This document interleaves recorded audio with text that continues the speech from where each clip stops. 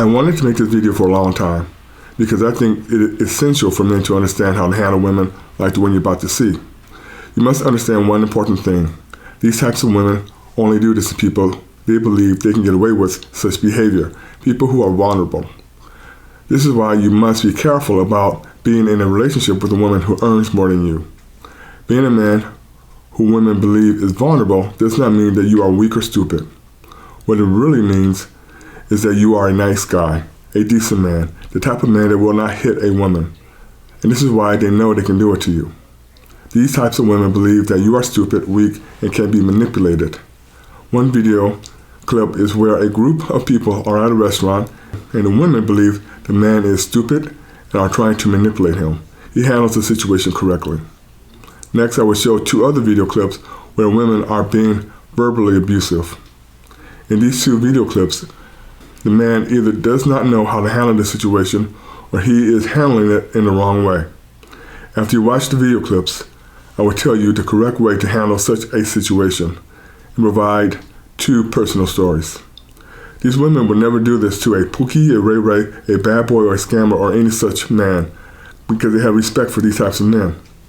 It is because at their core, they are really the same type of people. For example, they have babies by these types of men and they think they can scam a good man into taking care of them and their babies. The only real difference between one scam and another is what you are trying to attain. Sometimes people focus too much on the details. You cannot see the forest because the trees are in the way. They also will never do this type of behavior to any of their female friends because they know that it will develop into a physical confrontation. I know what to do because my mother has been doing this to me since I was 5 years old, and she still tries to do this to me today. In college, I would call home and it would take me 2 to 3 days to get over it. I was at a nightclub one night and she was screaming so loud at me over the payphone that the security could hear her. She left me stranded in the middle of nowhere 3 times, but I did make it home. Lucky for me, I have friends. I will not get into the other women in my family or other women I once knew. Let's just say I have a lot of experience with these types of women. It doesn't matter your race or nationality because every race and nationality has them. Men have difficulty with women who are completely out of control. But what is an out of control woman? What is this creature? How do we know when we met one? Well, I'm sure that you've met women in your life that acted towards you in a bullying and detestable manner. It's very difficult for women to cope with that because they don't have any real recourse. And female bullying can be unbelievably vicious. It takes the shape of reputation destruction, innuendo, and gossip. So because people look at aggressive and antisocial behavior in women and in men. And in women, it tends to take the expression of innuendo, gossip, and reputation destruction. And in men, it tends to take the form of outright physical aggression. There's a whole literature on that. This has been known for 30 years. I mean, look, women have to express aggression somehow unless you're willing to say that they're not aggressive. They tend not to do it physically. Not to the degree men do, so they use other channels. And what other channels are there other than physical aggression if you're going to be aggressive? Well, you go after people verbally. You go after them with innuendo and gossip and reputation destruction. Thank you guys. Dessert? You separated? I got some birthday girl and my wife. Separate cake? Dave, I'm sorry, you're the only man at this table. Why would we separate cake? It's all women here. You got a cake? I'm not responsible for paying everybody. I got the birthday girl. You invited everybody. You invited all of us. I didn't invite you. Ernestine invited you. Okay? I'm responsible for it. Okay, you're the only man at the table. I'm sorry, hold on. We was all doing Russian roulette, paying credit cards and all that. Now instead you want to split checks? We doing split checks now? That was 2021. Y'all wait. But I didn't sign up for it. There's nobody else doing that. I know we already. Wait a minute. This is my birthday for real. Okay. It's not matter to me because I didn't have anything. No. I didn't get it. It's Donnie's birthday. Wait a minute. We're not doing this. And I didn't get it. But you sat at the table. You don't pay for a fee. Okay, well, no. There's gratuity and everything on the show. I don't care how y'all do it. I didn't have anything. I just showed up. I'm sorry. Hey, but you always pay, like, you're the only man at the table. You not gonna pay the check? It's $700 for this whole table, and it's my birthday. This is your podcast co-host. This is your best friend.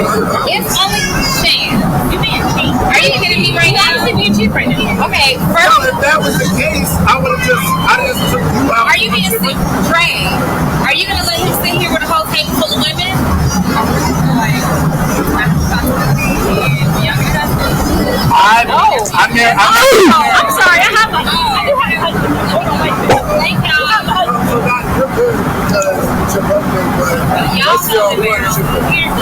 Y'all got y'all embarrassing. I mean, not us splitting checks. No, I'm not paying for anything. I'm not paying for anything.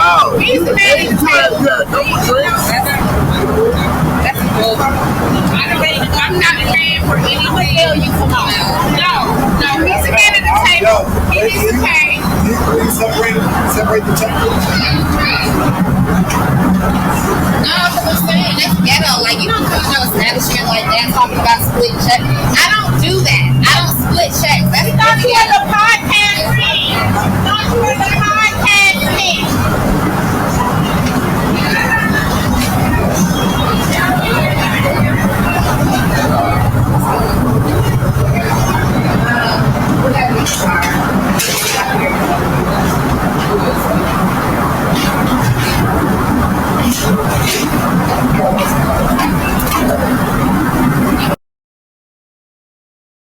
Do you want to fight? Do you want to fight? Do you want to fight? Do you want to fight? Do you want to fight? Do you want to fight? Do you want to fight? Do you want to fight? Do you want to fight? Do you want to fight? Do you want to fight? Do you want to fight? Stop grabbing me. Move, stop grabbing me. Move. That's what we doing. Babe. That's what we doing. Yeah, I've been on it. This is just me walking around part of Chicago, part of downtown Chicago. This area is called the Magnificent Mile, and this is the Water Tower Mall. The last time I was at this mall was in 1992, and now 60% of this mall is gone. It looks like they cut out 60% of this mall. This mall was big and grand. Now it's just a shadow of what it once was. Just like a child, what these women are doing is having a temper tantrum, and you need to respond accordingly. They do this for all types of reasons. It could be because the sky is not the right color blue. My mother did this to me all my life. Even today, she still tries to do this to me. This is why I have only talked to her 3 times in the past 20 years. These types of women want to make you hurt or feel embarrassed, feel some sort of pain. They need to see it in your face or in your body language. If they see that you are feeling any type of discomfort, pain, or hurt, only ask to their pleasure. Here's what you need to do. Stand and look her in the face, and the most important thing to do is to remain calm. Do not get angry. Do not raise your voice. You must remain calm. No matter how much it gets in your face, just stand your ground, do not move, and do not back away. And after all her screaming and yelling, you are going to say or ask the following. Are you done? If she keeps going, just let her keep screaming and yelling, and during each pause, ask her if she is done. When she is done, say the following. That sounded stupid. You sounded like a child. She will realize that you have been treating her like a child, which means she did sound stupid. She did sound dumb. She did sound like a child. Now she will either get frustrated, embarrassed, and walk away, or become more angry. Either way, she will not know what to say. She knows what she attempted did not work, but in a few days, she will have a response to what you said. No matter what she says, you have to respond with the following. You still sounded like a child. You still sounded stupid. That is not a justification for such behavior. The next thing she would do is attempt to use other people to make you hurt. She will talk badly about you to other people. However, she will never give any details of what you did. She will only accuse you of bad stuff. When others confront you about your bad behavior, you must ask what you did, when you did it, and how did you do such things. Ask for details. Then say, if she cannot give you details, then she is lying. And always remember, you decide who you want in your life. You do not have to have anyone in your life you do not want to have in your life. You do not have to deal with such lies. So for all the ones that believe her lies, kick them out of your life. Why deal with any of that stuff? For example, my father lives a half mile away, and I have not talked to him since 2001. And I avoid my mother as much as I can. And for both my brothers, I realized that if I never called them, they would never call me. I have good relationships with my nephews. In fact, all the ones in the younger generation of my family, I have great relationships with. I hang out with my nephews and my younger cousins and their children. I do not go to any family parties, Thanksgiving or Christmas dinners, or any of this stuff. And I have been a lot happier because of it. So moving overseas alone is no big deal for me. Okay, I got one story. 30 years ago, my cousin Kim and I got into an argument. She kept saying, "I will burn in hell." And each time she said it, I responded calmly with, "If you're not there, then I think it would be a very nice place." Kim did talk badly about me to everyone in the family that would listen. But over the years, everyone knows Kim is crazy. And because of it, we all leave her alone. These types of women are so bad that the family might know that they need help. But they have shown to be so crazy that no one wants to deal with them. So unless she asks, we all leave her alone.